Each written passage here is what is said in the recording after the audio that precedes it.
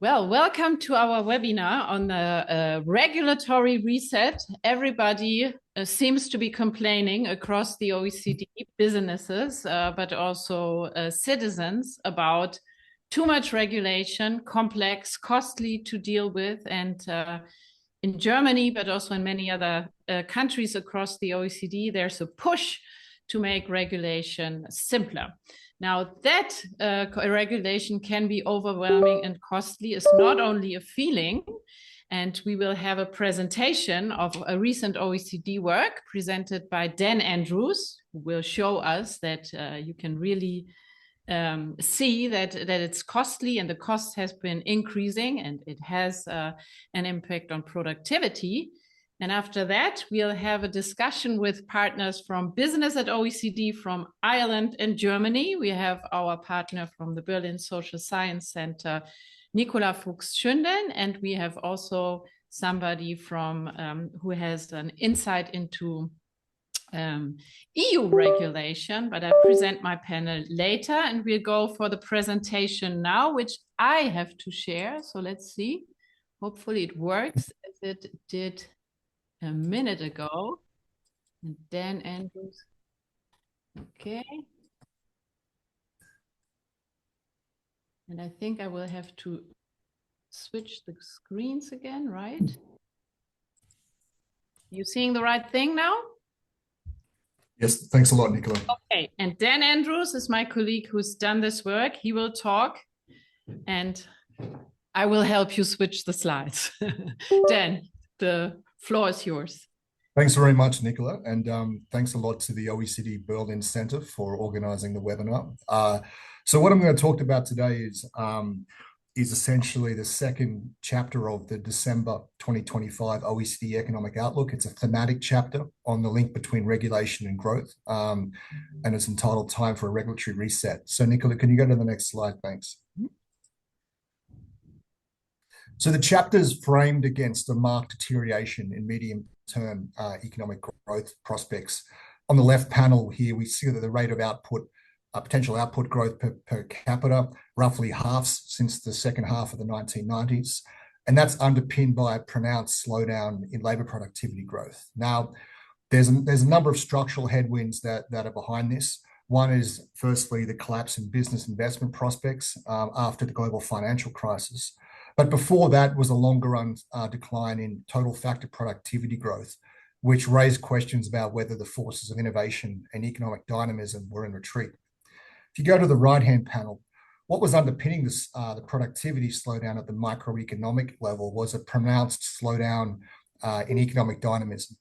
And economic dynamism refers to all the ways in which an economy is able to reinvent itself through the entry of new firms, through productivity enhancing job-to-job changes and so forth. This panel shows a number of indicators that measure dynamism. The green line is basically firm entry rates. We see that declined by about 2 percentage points since the mid-2000s. Then we see, for instance, the share of employment in young firms, the dark blue line, declines by even more. And that's basically showing that the post-entry prospects of young firms have also been constrained. At the same time, we see a slowdown in job reallocation rates in the economy, and that's underpinned by a decline in job-to-job transitions. Now, this decline in dynamism has had implications for productivity because essentially this is the grease that oils the wheels of productivity-enhancing labour reallocation. We know that young firms tend to be more innovative and they're important in the diffusion of new technologies around the economy. It's also had implications for workers. So when there's less job mobility in an economy, workers' outside options decline, which means they have less wage bargaining power. So next slide. Thanks, Nicola. So there's just, before I talk about this, there's a sort of a range of reasons why economic dynamism has declined. On the one hand, there's these benign reasons, for instance, things like population aging, which means that given older workers are less likely to change jobs, you probably just need less job mobility, and that might not have any implications for efficiency. But there's also a sense that a growing regulatory burden has sapped the economic vitality of OECD countries. Now, if you think about regulation or regulatory compliance, that typically implies a fixed cost on firms, and that's going to be a lot harder to absorb for smaller and younger firms. So sort of just to summarize the broad story of the chapter, the first thing to point out is that we talk about the costs and benefits of regulation. And we're very clear that regulations are essential to achieve society goals, and they can actually support economic activity when they address key market failures. But the policy challenge is to meet those goals effectively while minimizing any economic distortions that are generated by these interventions. Flick again, please, Nicola. And essentially what we do in the chapter is we rely on two pieces of new empirical work that essentially makes the point that the regulatory burden in OECD countries is material and potentially rising. And that's had consequences for productivity growth and economic dynamism. So just click the button. Thanks, Nicola. So one of the things that that Klaus at BIAC was involved in with our public governance directorate was the OECD Simplifying for Success initiative. And that was a survey of businesses and governments around the OECD, asking them about the constraints on business operations. And the level of regulation emerged as the key constraint in virtually all countries. And was typically characterized by not only businesses, but also government officials as excessive. There was a sense that the pendulum had switched too far. So next slide, thanks, Nicola. The other thing we then do for the chapter is we try to put some numbers on this. And what we do is we adopt a task-based approach to try estimate the share of labour resources that are dedicated to servicing regulatory compliance. And to cut a long story short, what we rely on is ONET, the occupational network structure published by the US Department of Labour. And for every 6-digit, highly granular occupation, it'll list the 20 most important tasks. And from that, we can actually start to work out which occupations are heavy in terms of compliance by doing textual analysis and keyword searches for terms like compliance, legislation, regulation, and so forth. Then what we do is we essentially kind of create a typology where we work out which occupations are heavy on regulatory task intensity. And from that, we can overlay that index with essentially country-specific data on employment and wages to ultimately estimate what share of the national wage bill is dedicated to regulatory compliance. We can do this in the US and at the US state level. We can do that in Australia. For Europe, we're a bit more constrained because the wage data isn't sufficiently granular. So what we then do in Europe is actually to do this in terms of the share of total employment that's dedicated to regulatory tasks. Now, as we're careful to point out in the chapter, if anything, this understates a regulatory compliance cost because it doesn't consider for things like capital costs, for instance, the need for businesses to invest in IT systems to deal with regulation. So this is very much a lower bound. And if you want to read more about this, you can see the OECD working paper that's referenced in the bottom right-hand corner, which came out last week. Next slide, thanks, Nicola. So here's an example of what we come up with for the US. Now, this is essentially the share of regulatory tasks in the aggregate wage bill. So we see in the US, the orange line shows for the US as a whole, it's risen from just under 4% to about 4.25% over time. And just to sort of show that this actually has something to do with regulation, we conduct a series of verification tests. So the blue line here basically shows Idaho. And in 2019, Governor Brad Little was elected on a deregulation platform. We know from other evidence that he ultimately slashed about 1/3 of the regulatory code. And what we see here is that our index basically declines. So that's sort of giving us some confidence that we are picking up something that's sensitive to the regulatory environment. Next slide, thanks, Nicola. So then, as I mentioned before, we don't have sufficient wage data for Europe. So we switched to using employment data. So this shares the share of total employment that's devoted to regulatory tasks. What we see here is it's highest in Europe, followed by Australia, and lowest in the US. But in each country, there is this upward trend. And then what we do is we try to understand the consequences of this. Now, obviously, all we're getting at here is the regulatory costs, right? Now, if regulations carry a benefit, well, then the net effect for growth could actually be positive. So what we do is we conduct an empirical study at the US state level where we essentially look at the relationship at the state level over time between dependent variables like labor productivity, performance, business dynamism, and this index controlling for a number of other factors. We use a range of econometric methodologies, and we find that in states where essentially we see larger increases in the regulatory compliance index, we see weaker productivity. And the key channel through which we see that effect is lower business dynamism and measured by the share of employment in young firms. So again, that's consistent with a mechanism where regulatory compliance imposes fixed costs, which disproportionately burden smaller and young firms who just don't have the scale to deal with this, right? What we then do is we do some counterfactual analysis to put some numbers on this. This chart on the right is essentially sort of gives us basically estimates of the net impact of changes in regulation on labour productivity and employment. So what we see here is because we actually saw on average this increase in regulatory compliance costs in the US, we estimate that reduced US labour productivity by about 0.5 percentage point.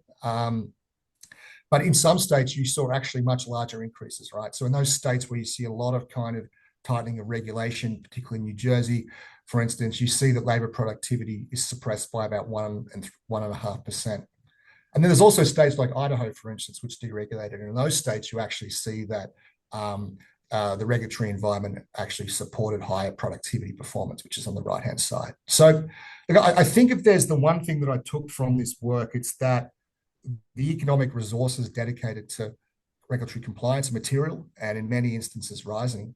And this sort of sheds a lot of light and underlines the importance of actually taking measures to manage the stock of regulation.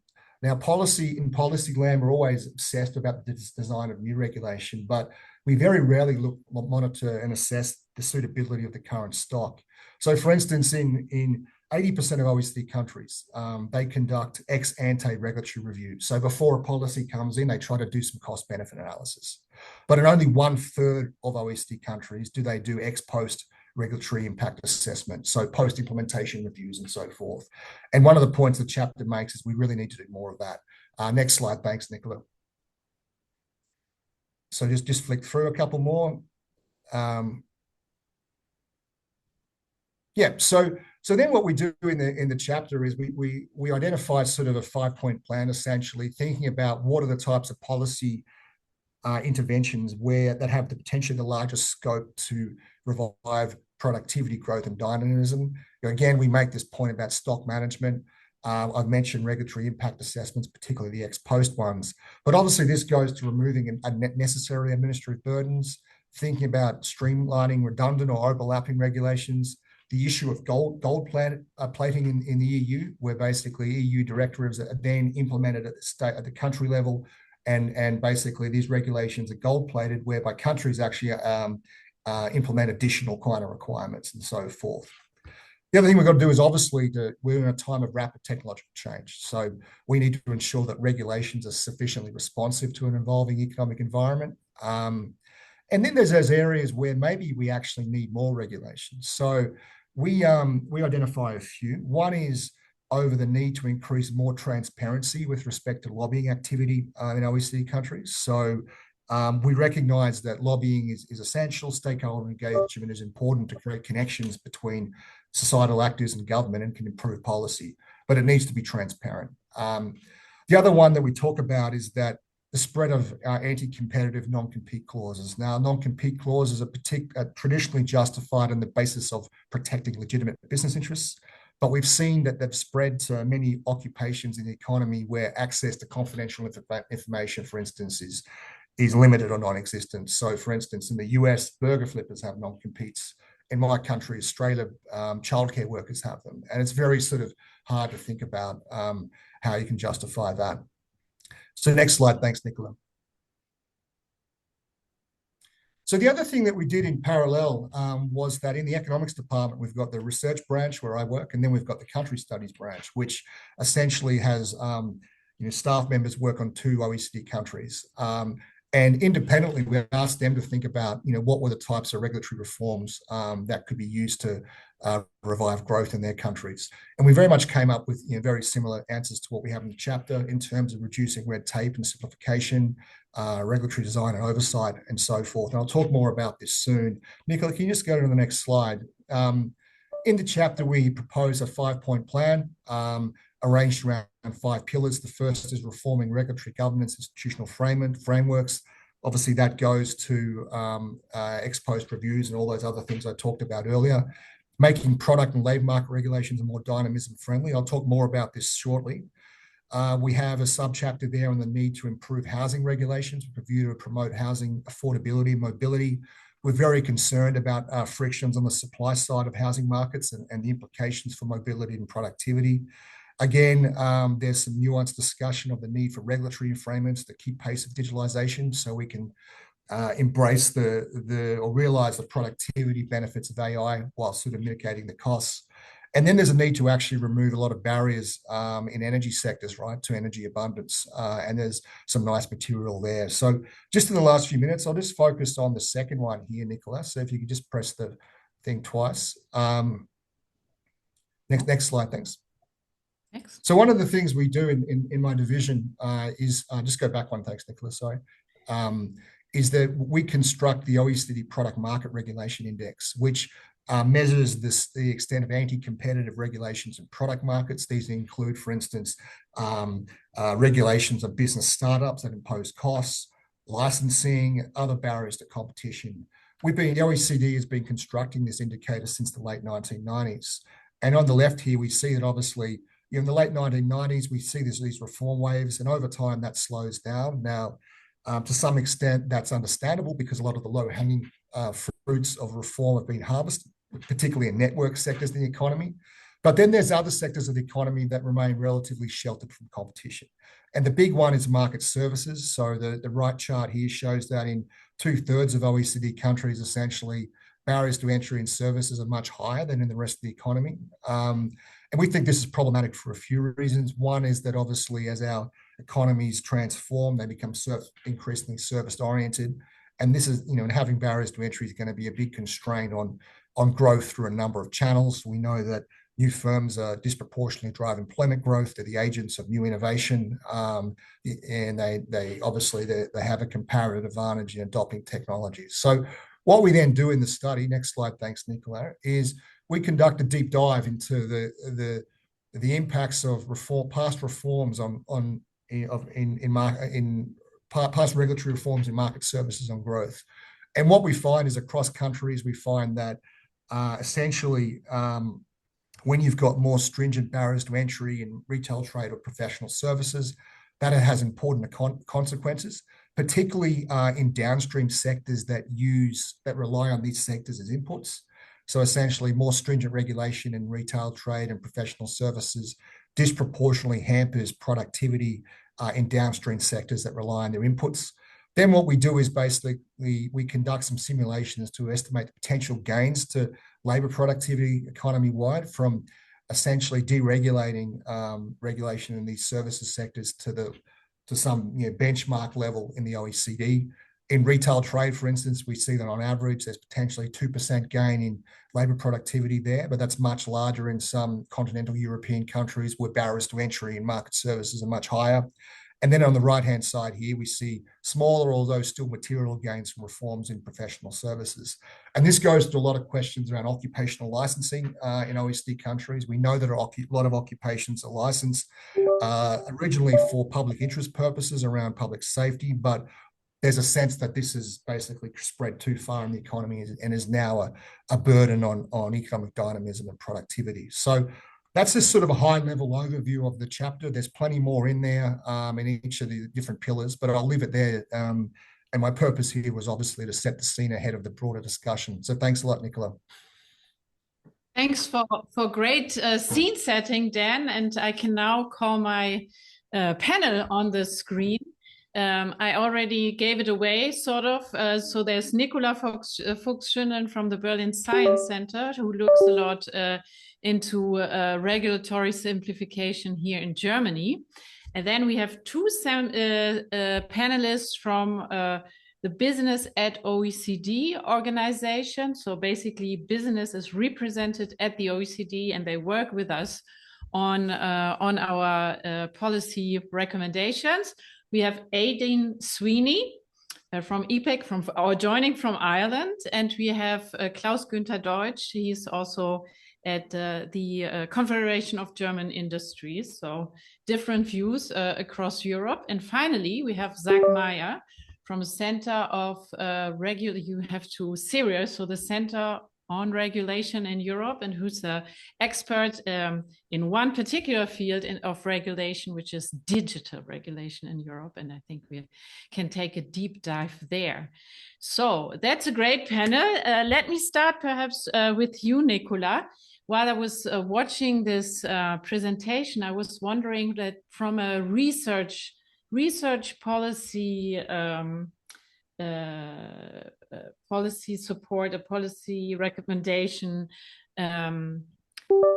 perspective, how useful are these studies that basically make the link between regulation and productivity growth? Does that help you in your work? Or is it granular enough to really conclude where the regulation is necessary and what is an overburdening? Yeah, thanks a lot, Nicola. Thanks a lot for the invitation. And thanks a lot to Dan Andrews for presenting the report. I think this report is extremely useful. Not so much maybe because it goes into the nitty-gritty details, but because it really quantifies what it means to have too much regulation. I really want to stress 2 points that Dan Andrews made in his presentation. First, that regulation soaks up a lot of employment, and this is employment that we need now more than ever, especially in Europe, where we have a lot of demographic transitions ahead of us with a declining population in the typical working age, where we need employment in productive activities and not in regulation.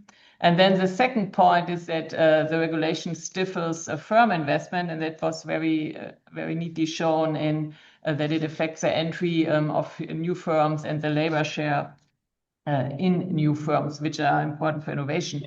And I want to add a third perspective on that, that deregulation or regulatory simplification also enhances the effectiveness of the government. So not the efficiency, but also the effectiveness. And that is important, I think, more than ever, where we have a lot of autocratic tendencies in many countries. And one reason for that is that the government often is perceived as not being an actor anymore, as not being accessible. And a lot of that comes from excessive regulation that makes, for example, the welfare state very, very complicated and non-accessible for people. So that's a third reason why looking at deregulation and analyzing this issue is very important. And I find this this overview by the OECD extremely important because it puts some numbers behind that. And then I think it's very interesting, and here I'm also interested in hearing the other country perspective of how do we get away from this situation. And one thing that was done in Germany, I know that was done in the Ministry of Economics, is to do praxis checks.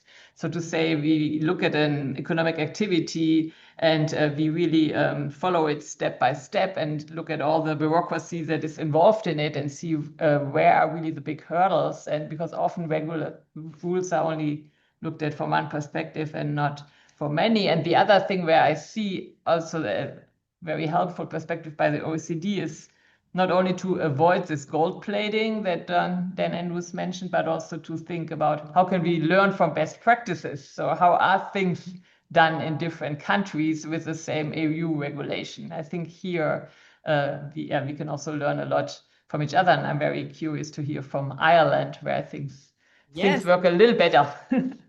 So am I. And I was going to turn over to Aidan. So Aidan, you're from Ireland. You already said that in the indicators we look at the OECD, we're always in the lower third. And I was wondering, there's a lot of complaint about gold plating here in Germany. Mm-hmm. Do businesses complain about gold plating in Ireland, or do you just do the minimum because that's how your government works? I think one of the things, and good morning.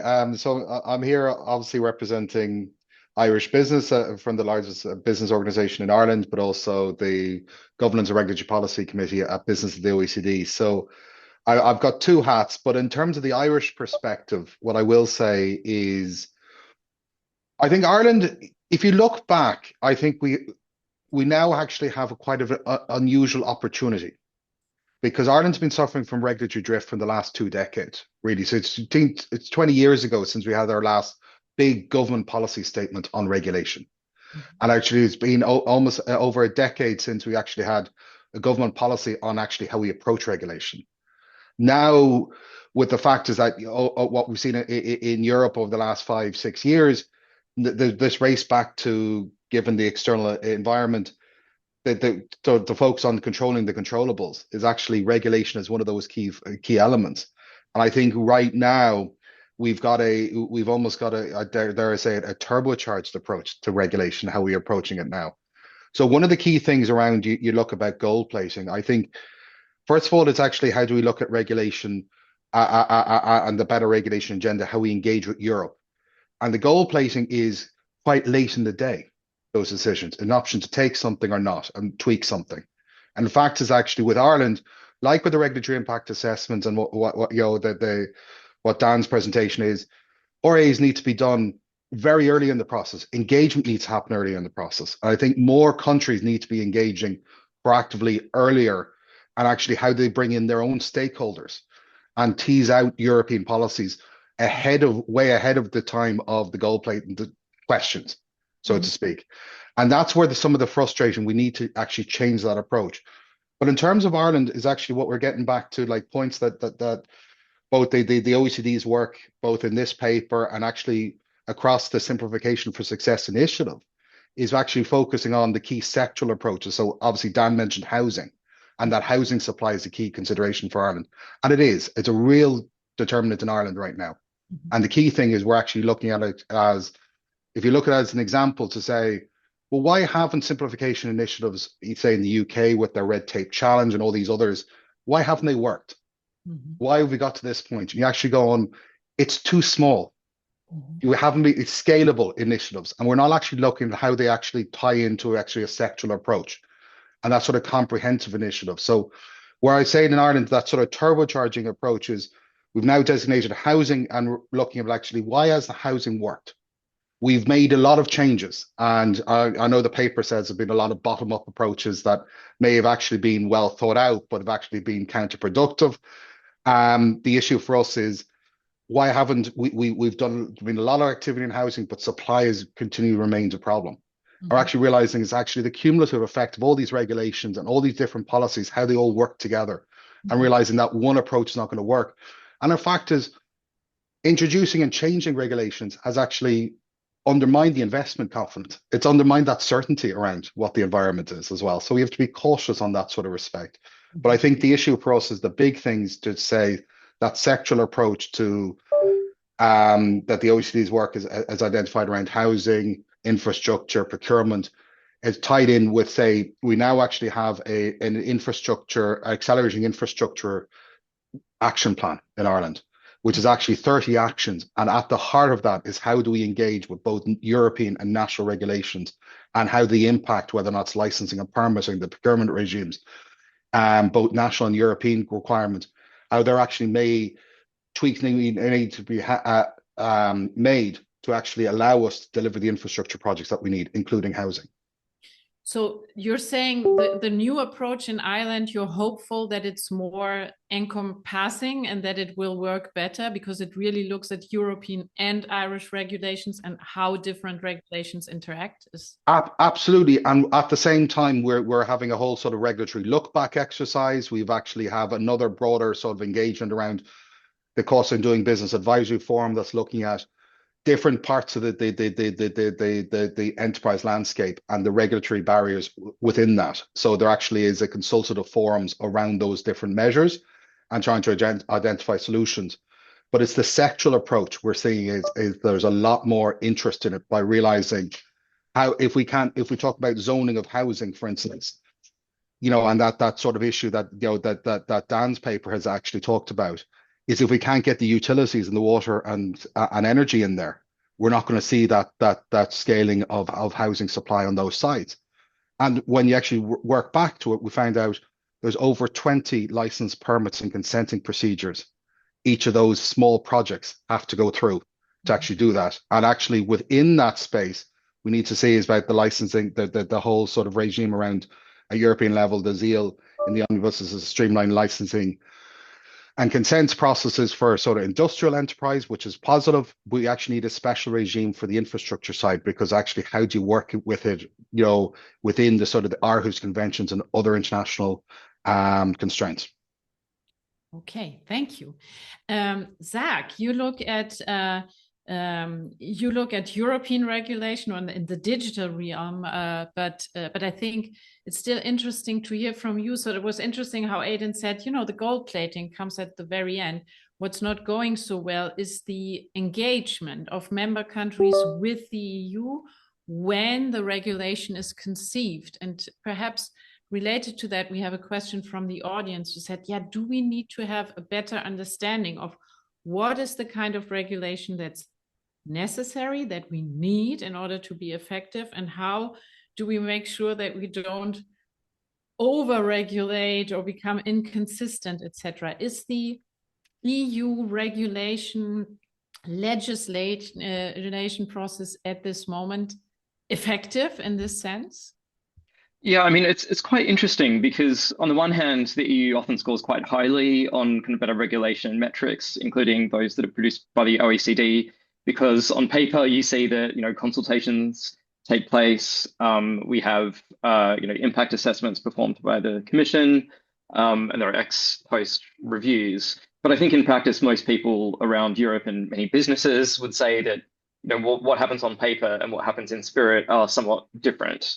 And, you know, a large part of that problem is down to the legislative process, where you have an initial proposal that's put forward by the European Commission, and that will have a impact assessment and consultation behind it. I think the quality of that impact assessment is sometimes under question. They're reviewed by the Regulatory Scrutiny Board, which is a somewhat independent body, and, you know, it doesn't always, in fact, it quite often gives quite negative reviews about the way in which the impact assessments have been prepared, you know, often for quite basic reasons like not properly quantifying the impacts.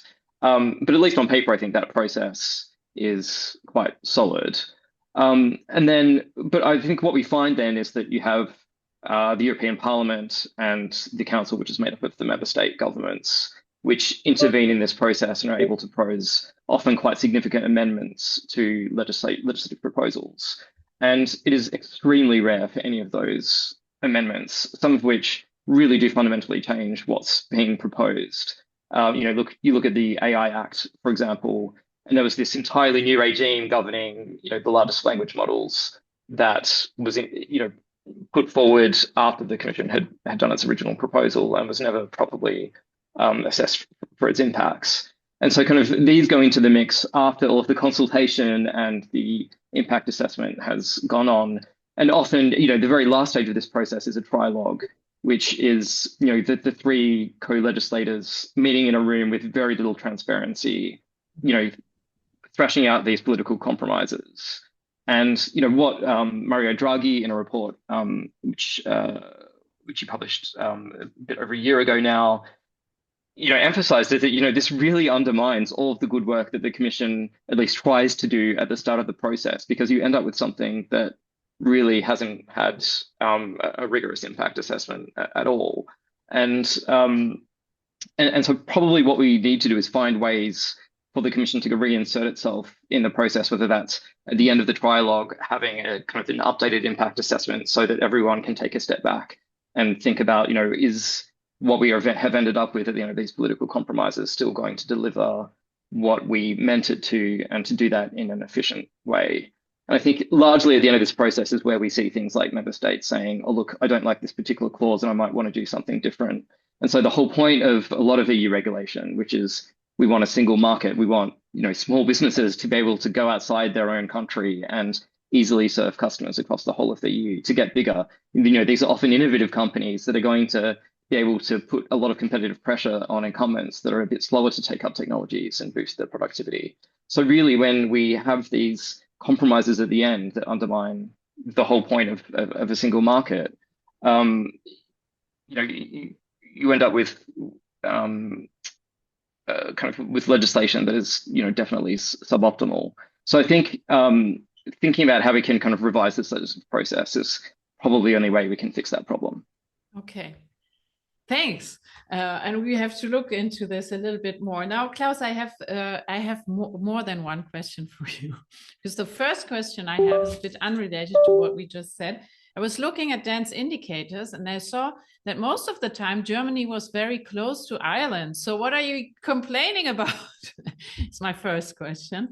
The second question relates a bit more seriously to what Zach just said, is the engagement do we need better procedures for EU regulation? I think it can often be Germany in the end that tweaks some of the details of what has been assessed. So do we need regulatory assessment evaluation after the trilogue meetings? Is it even possible in such a political procedure? And then my third question is gold plating. So Aidan wasn't too worried about it, but I know in Germany many people are. Are you worried about it? And what can be done? Thank you and good morning. Let me try to give an answer to all these three questions, which is quite challenging. Well, if you look at Germany and compare it to Ireland, usually the first judgment of that, because they are quite good on product market regulatory measurements, and actually usually there's a legal system that should work. So on the first level of grades, Germany should be functioning well. Now, in reality, of course, things are a bit more complicated, and quite often the issue in Germany has been that the actual implementation of business regulation by several layers of government tends to become highly complex. Not mainly because of gold plating, but often because of the complexity of usually regulation that starts in Europe but needs to implement it at the state level in Germany, and requires many players of the public administration to weigh in a consistent fashion. Now, what we have seen over the last few years, it is, I would say, project and sectoral success in trying to simplify things in order to get, for example, LNG terminals built, or renewable power facilities being transported, or very targeted improvements following a praxis check in certain areas. What has not really worked so well so far is what Dan has called for, is to really tackle the stock, even though the previous government and the current government have by now legislated 4 big pieces of Bürokratieentlastung, so reduction of red tape.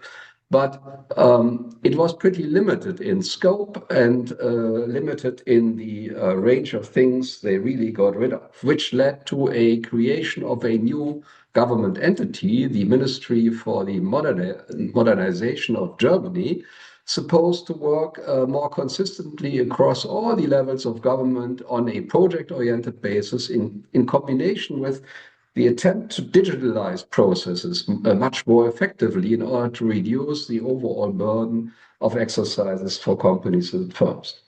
I think the second thing that really worked well was to tackle planning and permitting per se, because the firms are power users of public administrations.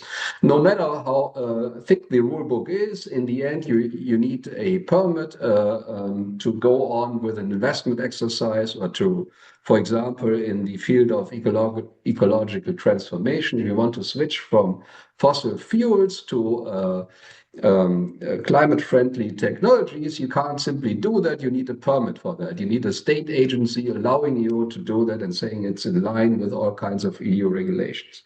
And I think we have made progress on that, but not by far not enough. And so I think some of the issues that Dan has been talking about, well, compliance and regulation takes up a lot of labor. That's true. It also has capital costs in terms of software that needs to be programmed.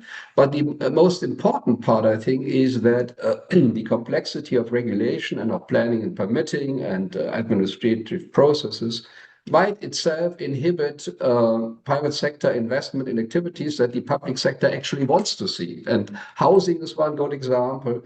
The environmental transition is another one. And in digital, it's pretty similar.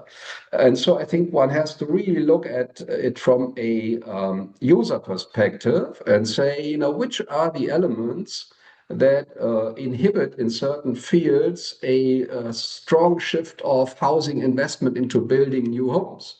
And then go backwards and say, what are the regulatory frameworks that we need to tackle, and where are the sort of the factors that hinder a more effective implementation of existing rules and allow things to become too complicated. Now, I think on the EU side, we have now this exercise on tackling the stock with the omnibus pieces of regulation. And of course, they were driven by the very strong regulatory push on the environmental, social, and governance themes of the last commission. And I think it probably went a bit beyond what was implementable, both by the public sector, but also by the private firms, particularly by the smaller ones. Now, I think you have to always find a good balance with what is a regulatory objective, how you do it, what is sort of the cost associated with that. And I think we are all trying to strive in European institutions to make that judgment call a bit better. It would have helped in the first place to use regulatory impact assessments and all these standard tools that Dan has propagated in his paper in order to allow the institutions to arrive at a good result in the first place. So I'm not so much concerned about gold plating, actually. I'm more concerned about, that's my last point, about inconsistent implementation of European directives across the European Union. And that's particularly true in the digital field. It has always been true in the banking and finance field.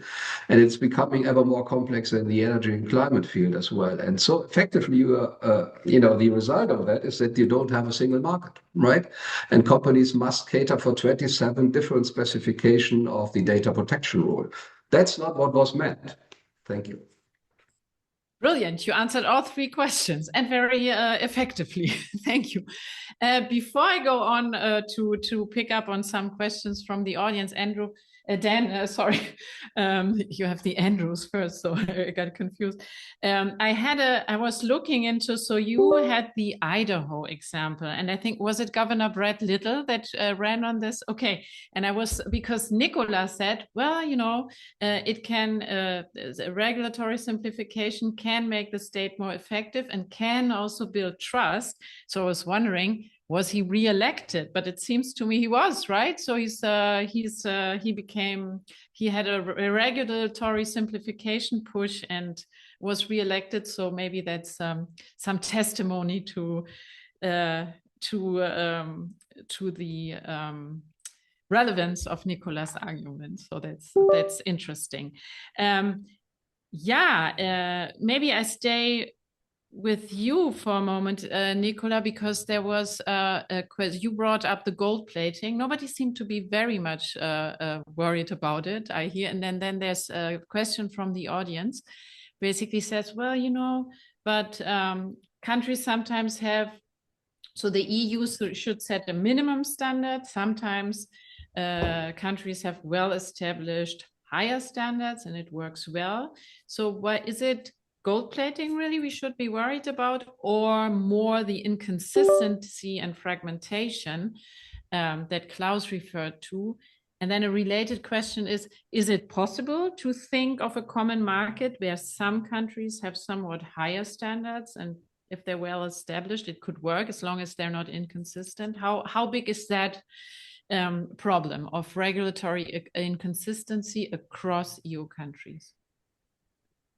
Let me start with the latter. I think it is a big problem, and Klaus Deutsch was already mentioning it. If you have different regulation in every country, that really inhibits a single market that we are striving for, and that will become more important, I think, in the more fragmented world that we are living in, with geopolitical tensions, both towards our main trading partners in the East and in the West. So we really need to have more trade on Europe and be more self-reliant in the single market. There are good studies of that, still has so many barriers that come from regulation. So that is already one good reason to say, let's have an EU standard directly and let's not impose higher country-specific standards.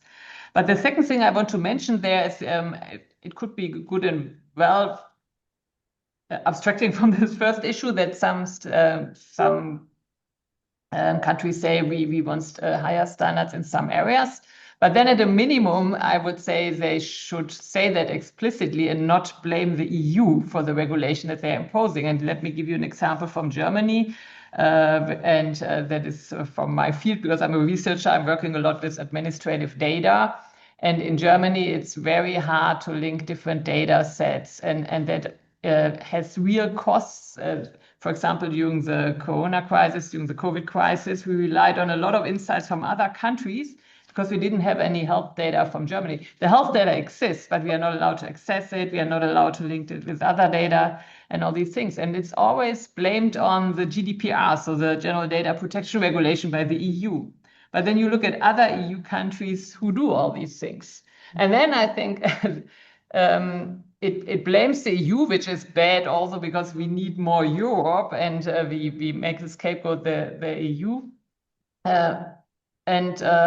Also it abstracts from the cost. So in that sense, I think if a country wants higher standard, then at the minimum, don't blame the EU. Say that is what we want, and we are willing to take all these costs that this carries with it compared to the other countries.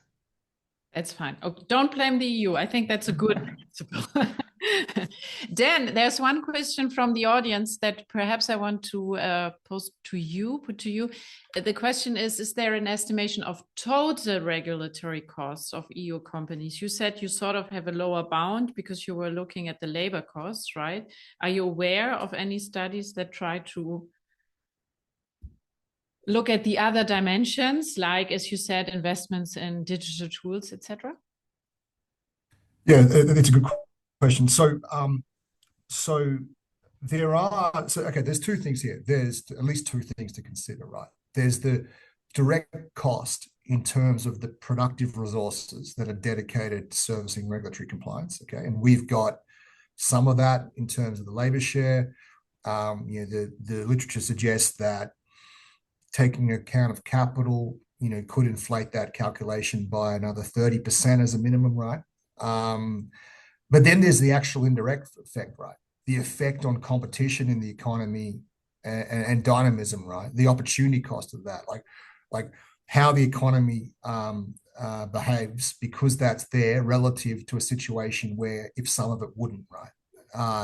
And that's what we're trying to get at basically in the econometric work for the US, where we look at the connection with productivity and dynamism, right? And my sense from our work and from the literature that cost is at least as large or even bigger, and that's not really modeling the cost and innovation and so forth, right? So at the same time, there's the standard cost model from I think the Dutch Ministry of Finance from the mid-1990s to sort of put the costs at 3.5% of GDP. I mean, that's potentially in the same ballpark if you start to add the indirect costs. But I think it's sort of, we need more work in this area, right? Like, part of the reason why we did this is in my shop at the OECD, we typically use de jure indicators of regulation. For instance, the OECD Product Market Regulation Index refers to what's in the law.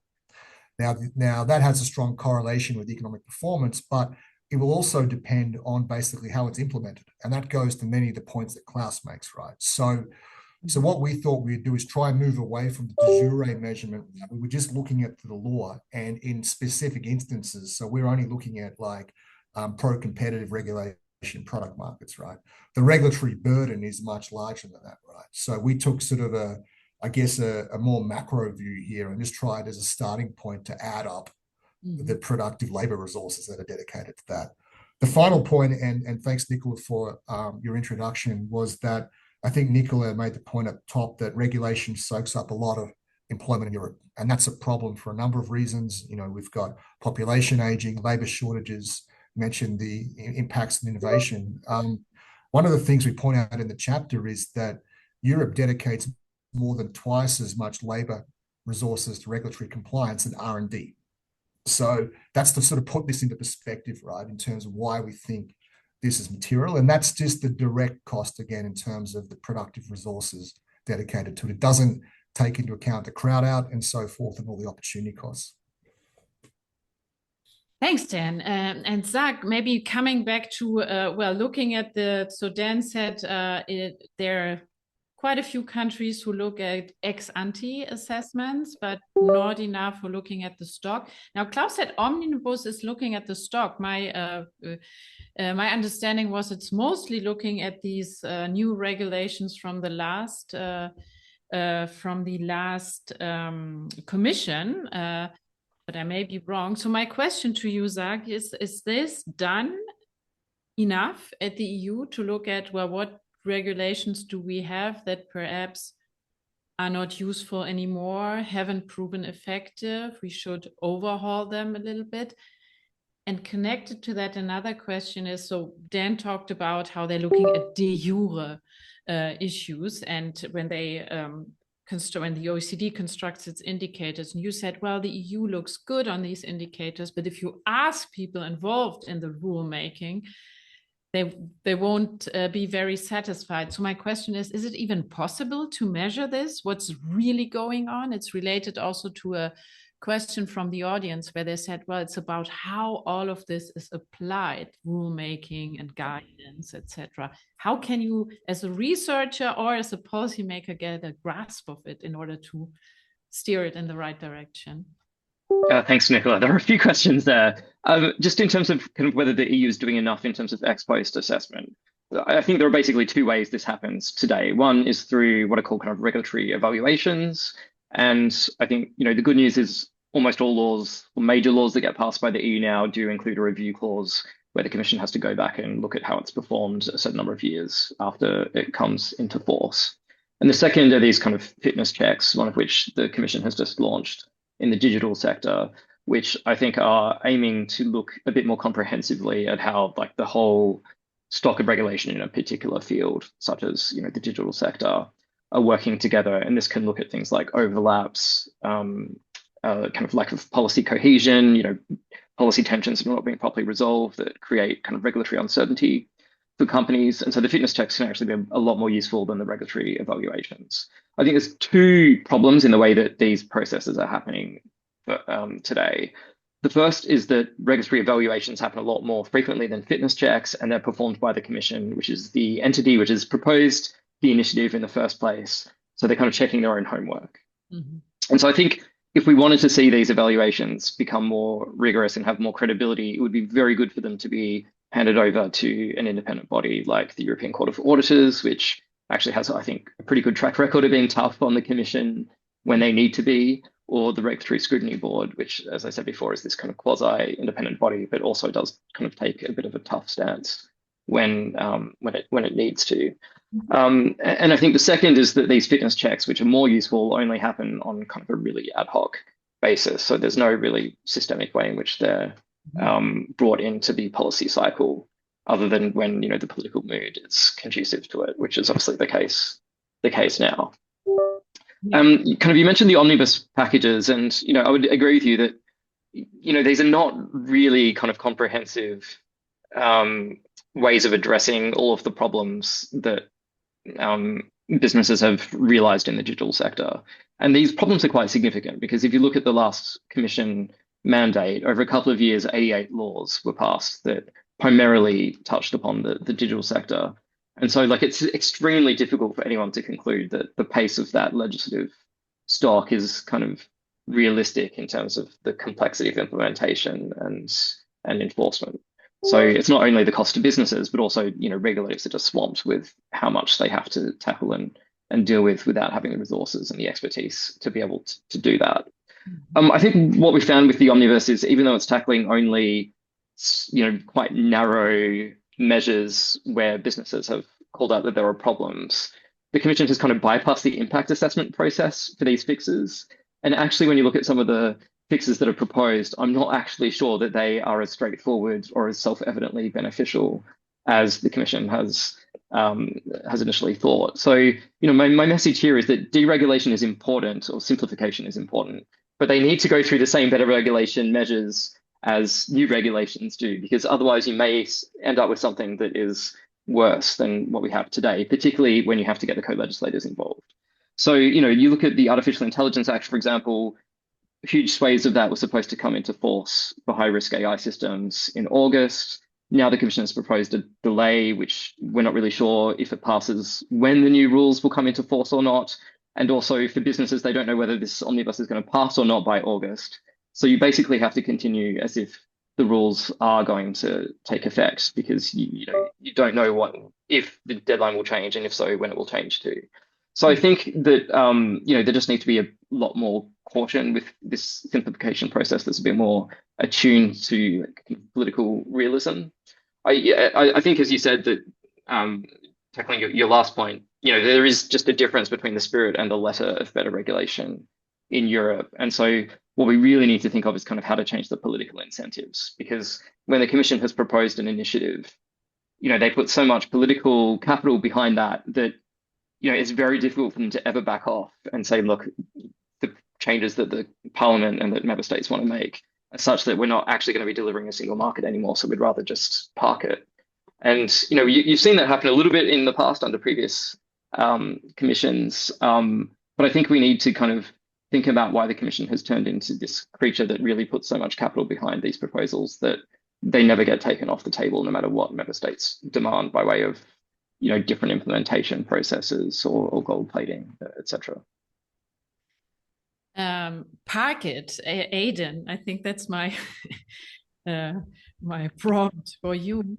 So we talked about, and I would be curious how it works in Ireland, systematic reviews of the existing stock of regulations, but there's another element, which is, so when a government sees a problem, of course they want to address it, and often what they do is somehow they make a rule or a regulation or a law, and they can show I've done something about it.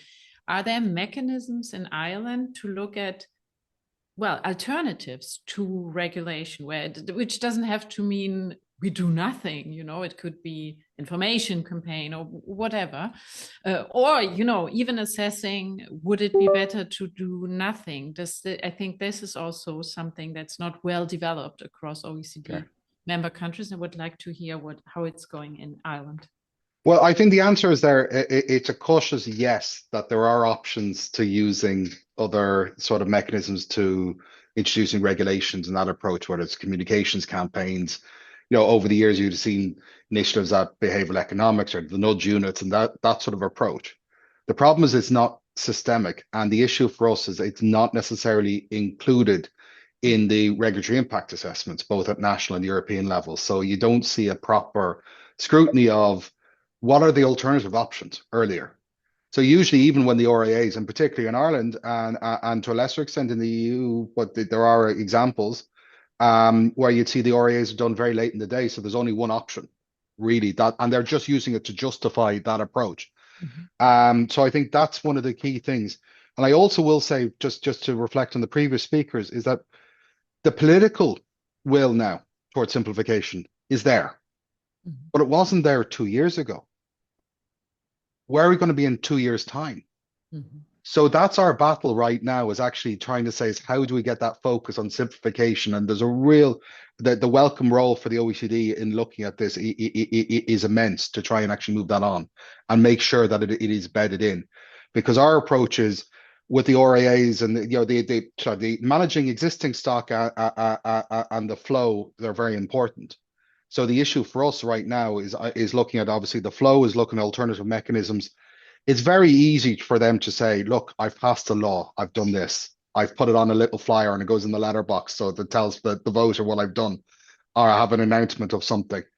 But we don't know how effective that's been. And that ex post stuff is so important, but it needs to be beyond just simply saying, we've done a regulation, what's it been, what are the true costs of this?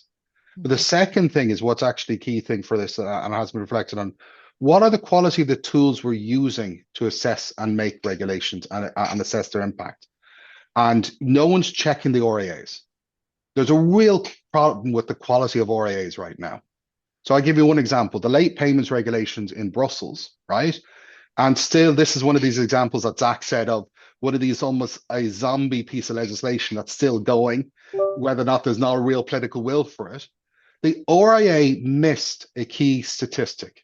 It was going to require an extra 2 trillion euro of credit just to be available for businesses to make this function. And that was going to increase their interest bills by 100 billion euro.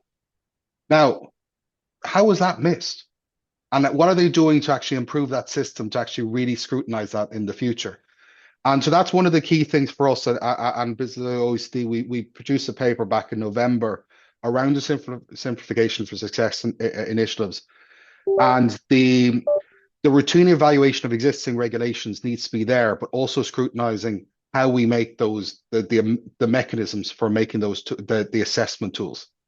So we're not just that it's early, but we're continually looking at it. And it's increasingly is also realizing is, are governments prepared to invest in this area? Are they going to put the skills in? Are they going to put the mechanisms there to actually do that? But are they going to use digital and AI tools to actually help sort of spot existing regulations that may be there? Or the other issue where it is the cumulative impact of these regulations. We're always just looking at regulations in their isolation. So, for instance, again, we talked about the AI Act, and thankfully the AI Liability Directive went away, but it was still there for the product liability. Issued new risks of litigation risks and enforcement. Everybody focuses on compliance and enforcement, not litigation risks. And those two were outside the scope of a lot of the RAAs. So we're actually not looking at the potential new risks, new evolutions of this.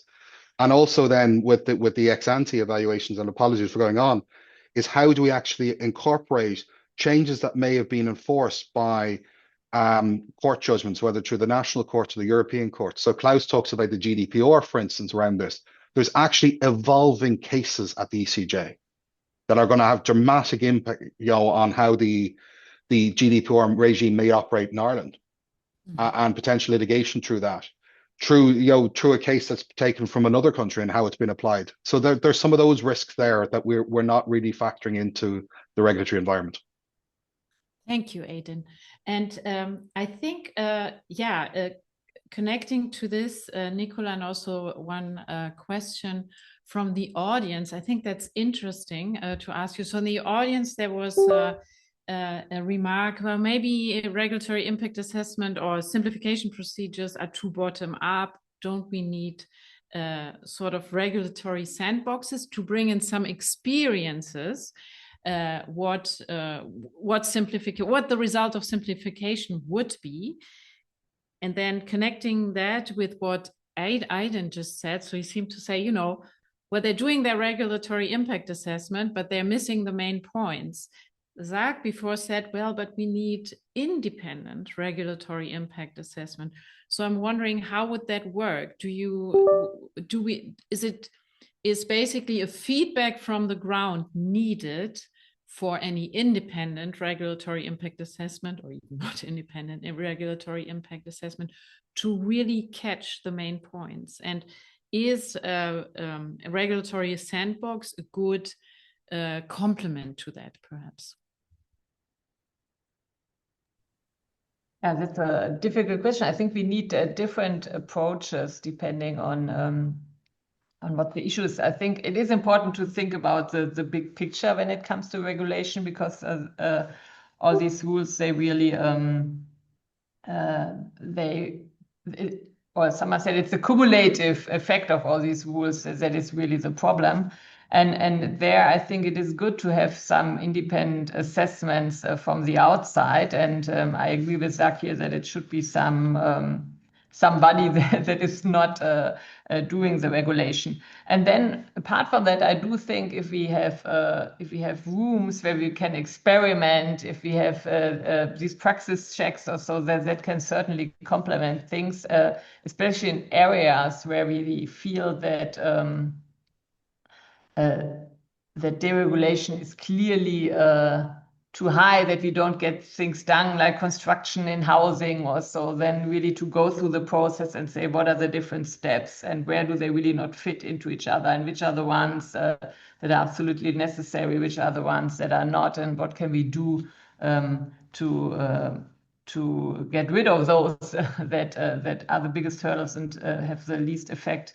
I think that is also a very important approach. So I would say we should go down all these routes and also learn from each other in the EU. So we have a lot of, I think, best practices, as I said, and we should look at those and see how can we do things better if we see they work better in another country. Thanks. Maybe back to you briefly, Aiden. Do you have these the regulatory sandboxes or practice checks in Ireland? Is that something you're experimenting with?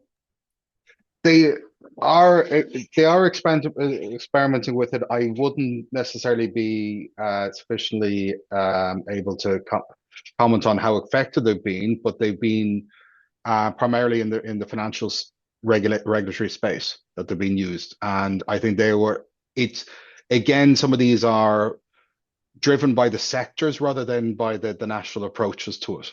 And the question is how they can be, those lessons can be shared either between countries within a sector, but also then actually, rolled out to other sector approaches. Thank you, Aidan.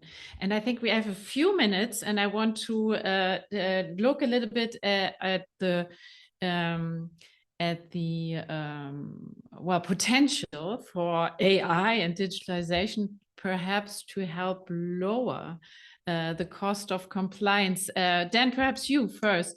Is that a potential you see, or is it the case that if regulation is too complex, the best AI cannot really help you to lower the cost, the compliance cost? We're thinking about filling out forms and things like that. Yeah, well, I think that there has to be a lot of potential here. Like, one of the things that I've learned from this is that in a number of countries, policymakers don't have a full grasp for the extent of the stock, right? Mm-hmm. So now AI tools would have to help in basically clarifying that, right? So it's going to strengthen the evidence base now. And we're doing work now to basically look at that in different countries, right? You can, so that's almost certainly the case. Obviously, then we require a number of other complementary investments inside government to realize that opportunity. And that also goes to data access, which Nicola mentions, which in itself is a structural reform, right? I think the other thing is that when you look at basically a lot of the work the Public Governance Directorate does here, they look into sort of the use of evidence in the formation of policy. There's still a lot of scope to improve there in many OECD countries, and just even basically identifying the nature of the problem. And again, that can be done through the use of administrative data sets. A lot of the costs of regulation take place at the microeconomic level, right? In terms of on smaller firms or in sort of distorting entry.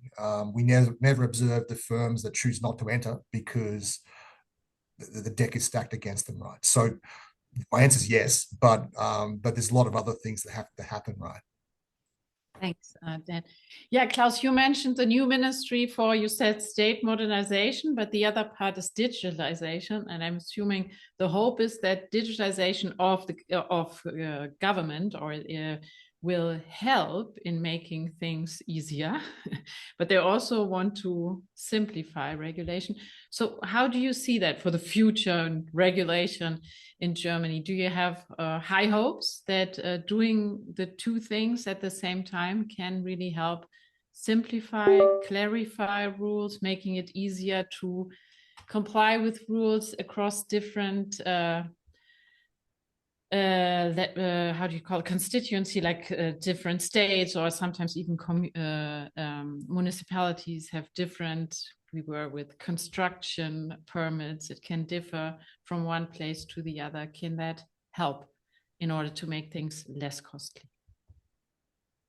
Clearly, I think the answer needs to be a yes, but it has again to be very targeted and task oriented. if you think about larger infrastructure, energy, or transportation investments, it's often the case that the private sector would love to be fully digitalized on the interaction with the public sector. And in the best of all worlds, perhaps with a structured approach that you get the licenses and permits of several layers of government in a streamlined fashion, not by 50 different single licensing applications. And I think that's something that the new government entity could look at the most important tasks that need to be done, and in which firms need a more streamlined, not in the sense of a more streamlined process, not in the sense that you lower the material requirements, but that you are really able to effectively handle the process in a short period of time, rather than waiting for 18 months to get the permit to change your fossil fuel power system to hydrogen. And I think there's a strong interest in the public administration itself, because that would deliver on the targets of policy if they would be better on doing it. Now, in many instances, you have to change the rule book of the public sector itself to allow that to happen, and then to apply the IT solution to make it work. In principle, it's possible, and there's a lot of leeway to get that done. I think the second element is, in terms of the regulatory impact assessment and better regulation agenda, I think it does not help to look at a single piece of EU or national legislation, but to look at the policy level, as Dan has said, because you might have 6, 7, 8 different EU directives applying essentially to energy efficiency. And I think in these fields, most of these pieces are not consistent with each other. So I think AI and digital tools could help to say in which areas do firms face 8 different requirements for energy efficiency, and how can we perhaps come to a coordinated approach on that across different directives of the European Union and national laws pertaining to that. And I think it's very rich evidence in the environment, in the energy and climate, and partly also in the housing field. I think one has to look at the policy area and then really look at the whole body of legislation that's applied there, and the way it's implemented. Maybe one last argument. It's not, well, rules don't fall from heaven, and of course there are interest groups involved in setting them up in the first place and in implementing them. And there are some policy fields in which the dynamics of rulemaking between the public sector and the private sector has led to a situation where a policymaker, citizens, and firms who look at it from the outside think the outcome is not adequate. Right? If you can't build rental housing in Germany below 20 euros the square meter, something has gone wrong. And so I think that's what Dan said. There's a combination of standard setting by the private sector, of additional layers of rulemaking by the public sector, with the result that housing becomes unaffordable. Now, that can't be the end result. So somebody has to look at these housing folks and say, the way you have approached this problem over the last 20 years has been suboptimal, and we need to correct it. Now, in Germany, we have now a Bauturbo, for those who are not from Germany. That's a special law trying to break through the way we do rental construction in Germany. But of course, that's a special attempt to do it. The broader theme is that in some areas, you get piling up of sectoral regulations by the private and the public sector that end up in a suboptimal place. And we need to find a way to tackle that and look at it in a more comprehensive fashion than just at one single piece of legislation that might have a regulatory impact assessment coming or a fitness check coming on. I think one has to look at it from a policy and sector perspective. As Aiden, the point that Aiden made earlier, but yeah, just a few more points. Go a little bit over time, because there are a few more points that are interesting also to the audience. Aiden, I think you talked a lot about I think you talked about construction permits too, and I saw in an OECD publication that apparently in Ireland, so you don't have the federalism problem that Germany has, but you do have different municipalities that have different regulations and standards for construction permits, I understand, but you now have a platform where you can basically get a permit in a single space. And I'm wondering whether you're familiar with this, and if constructing such a platform could also push policymakers and different entities, municipalities, to review whether they really need this standard, if you can see immediately that somehow the standard is different in the municipality right next to you. I think if I can, I may start with a cynical statement that while we don't have the federal structure of Germany, we're very centralized. In fact, that we're very so centralized that we have a very weak center of local and regional government. So our approach to that was the fact is that there was an observation that individual building control requirements or whatever like that, or zoning, at local level, may not have been balanced on evidence-based or whatever, so that we'd need to have an intervention measure. But again, that comes up against the right for stakeholder consultation and the community consultation. So that's a friction point. But what we've done with over the years, so like with building control and different standards, is that we've worked towards single points of interaction. So single registration points. Or we're going even one step further. What Klaus said is that when we're talking about infrastructure and including housing in that area, is that we need to be designating the coordination across government and across regulators is so important. So we need to actually have a single point that will actually walk a project across. Because the issue for us is to consider, and I think this is where the friction and the interest with the housing perspective is the fact is that the public and private are joint stakeholders in this. And what we actually ended up with the situation is there were actually where it's coming to a head on even meeting our energy transition sort of objectives is that they need to be thinking about a developer. What does a project need to get in through the thing? And I think that's what's frightening. I think it's actually looking, when I talked about the fact is 20 to 21 different licensing and permitting and consenting regimes for small water projects in Ireland. But that's holding up a housing development. And the question for us issue is, and it's back to your point that you said was, it's not just about efficiency, it's about that effectiveness bit. So when we think about a lot of the work that over the years, when we talked about the efficiency of regulators, is on streamlined licensing and permitting, is just about reducing time and efficiency from the regulator point of view. But the problem is, if it's still going to take me 40 weeks to get that license, and I have to wait for that to get to the next stage and the next stage, why aren't we doing it concurrently? Why aren't we condensing these processes? So it's not about the factors, it's about reducing standards. It's that time element, is that cost bit. And back to Dan's point, is that one of the things that we're also saying in the infrastructure side in Ireland is that the opportunity cost there is actually the fact is that so much of the infrastructure in Ireland is funded by the private sector, not by the state. And that capital is mobile.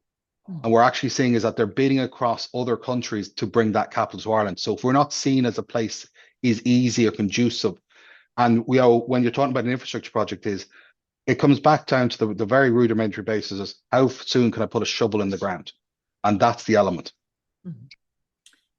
Zach, I have one question from the audience on digital again. Law is code. What do you see in terms of both deregulation and smart regulation? Do you see that as a big potential? Yeah, look, I'm not an expert on the law as code concept, but I think essentially it can probably work better in areas of regulation where you can have hard and fast rules, and a kind of check the box exercise can work well. Where I think it might struggle is with regulation of kind of emerging technologies like AI, where what we really want to see is kind of responsible development by AI developers. And particularly when we're not sure what the emerging risks are, the idea that you can kind of run something through a code and get a green tick or a red cross as to whether you're compliant or not, I don't think kind of quite captures what the EU is trying to do here. So I think, the best reading, the most optimistic reading I have of the AI Act is that it's trying to create a dialogue which is not kind of completely permissive or extremely restrictive, but to create a dialogue between AI developers and the regulator so that they can understand that risk mitigation measures are what they need to adopt and that they need to be thinking about compliance in kind of a really holistic way. And so I'm not sure that in that type of context, law as code is necessarily the right kind of model for kind of for efficient regulation. I think what we need is kind of principles-based regulation rather than kind of strict rules, and a kind of regulatory approach that encourages kind of sensible risk-taking and kind of proportionality and a willingness to kind of engage with businesses and respect the values of innovation and not just minimizing or eliminating every risk, which just isn't possible. And I think that goes back to kind of the final point I'd really just want to emphasize, which I think Dan and Klaus have both made, which is that, when we think about the better regulation process, it can often focus on the interests of incumbent businesses, incumbent sectors in the economy. And when you see what Europe's macroeconomic problem is, it's one of dynamism, lack of technology take-up, lack of innovation. And so what we really need to be thinking of is not just what are the costs on businesses that exist in the economy today, but what sort of opportunities might we be missing out on if we apply rules that kind of only take into account the structure, the makeup of the economy and the interests of the loudest voices in the room today. And so I think what better regulation should be trying to do is, in some senses, to kind of immunize us from immunize the policymaking cycle from excessive lobbying and focus much more on evidence and the ways in which technology might kind of create whole new economic sectors in the future. Thanks. Two last questions, one to Nicola, one to Dan. Nicola, I was thinking while we were talking about, incentives, perhaps not to regulate, and how things went with the sustainability regulations in the last commission. Whether we need to think more about the incentives of bureaucracies, because it can sometimes happen when, the EU wanted to solve a problem in some ways, set sustainability standards across the world. And then can it happen that every directorate wants to be part of it and provide a solution, and then things get really messy? You said that there's a sort of a political incentive to simplify regulation because businesses can be happier, like in Idaho. But do we need to look at the dynamic of legislation also within government, within the executive branch? Yes, I think that's a very important point that we haven't talked about yet. It's not only about the rules and regulations that government set, it's also about how are they interpreted, how are they applied, and there is where individuals come into play who have to interpret these rules. And I think the incentives that we have, especially in the public sector, also for promotion, definitely don't really incentivize taking risks, trying to get things solved. It's always easier to say no, because then you won't be blamed later on if something goes wrong. And I think in the bigger picture, when we think about politicians, also the media plays a big role there, because it's media loves scandals, and so even some small mistakes are sometimes blown up and scandalized. And that makes, obviously, the individuals who have to take these decisions more risk averse, and that's not what we need. So I think that's a big issue also, the role of media, but then also a big issue of how do we incentivize within the public sector and careers so that taking risk can also pay off to individuals. And then let me use my final words to also mention one point that Aidan brought up and that we haven't discussed yet, which is the political economy of regulation. In a sense, for a politician, it's always good to put out a new law, and now at least in Germany for the last few years we give the laws even nice titles so that they make you sound like a very good person. And implementing such a law, you can go to voters and say, oh, I got something done. Here is a problem. This law addresses this problem. No one will question this and ask about the costs. And if you are successful deregulating, which might be much more useful, how do you sell that to the general public? So again, I think it's a question of communication, the role of the media. How can we actually also advertise the good deregulatory measures that are done by governments? That's something we should think about. We need more. to invite the Idaho governor. Time to ask them. Dan, there's one last question for you, and then we round it up from the audience. Somebody's asking, makes you laugh a little. He's asking, so can you tell, is it the EU rules themselves or the way they are implemented at the national level that create these costs? Can you tell with your analysis? And then there's I don't know whether that goes to everybody. Anyway, you'll have to answer it. In the light of a rapprochement between the German and Italian government, could they, bring in a push for growth and productivity-friendly regulatory simplification agenda in Europe? Thanks, Nick, and thanks again for including me. So I'll just point out that the work we did linking regulatory compliance costs to productivity and dynamism was conducted at the state level in the US, and that was for a range of data reasons. Now, there's two issues here. There's whether the level of regulation is excessive in any given country, and then there's basically the extent to which it's fragmented across borders, right? So they're two relevant margins for growth. I would say that in the US, you've got more harmonization probably than in Europe. So I would say then from that, thinking kind of from an armchair perspective, those estimates of the impact on growth and dynamism on regulatory compliance are probably a lower bound. But I think others in the panel kind of, who are working at the European level have a stronger sense of which of those two margins is more important than me. All right. You didn't want to answer about the the question about Germany and Italy. Do you, Klaus, since you're one? Maybe not. It's fine too. Why not? I think there's no limit to initiatives from important governments in the European Union to bring forward ideas how to tackle some of these stock and flow issues. So I think if the Italians are happy to join the German governments, why not? I think the question is, can we agree at the European level in the institutions about the direction of travel? And I think over the last few months, we have seen that there is a growing appetite in the Council to simplify things and tackle the stock, while it's not fully clear that all of the European Commission and all of the European Parliament have the same view on that. And so I think it really becomes then a matter of policy preferences and coalition building across all the institutions, whether you strive in a certain area for a new balance of the regulatory outlook there. And so I think that's debate hasn't really settled yet. And I'm a bit skeptical that we find a 90% consensus across the political spectrum to tackle all the major topics going forward. So initiative and ideas are necessary. Thank you. Thank you. Well, thank you, Dan, for giving us the impulse today. Thank you to Nicola, Aidan, Zach, and Klaus for the interesting panel discussion. And also thank you to our audience who've shipped in a lot of interesting questions.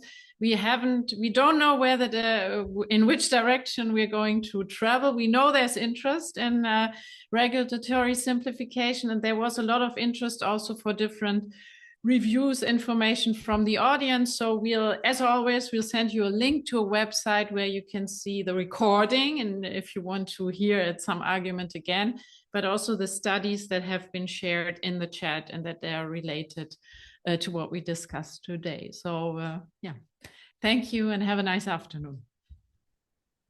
Thank you.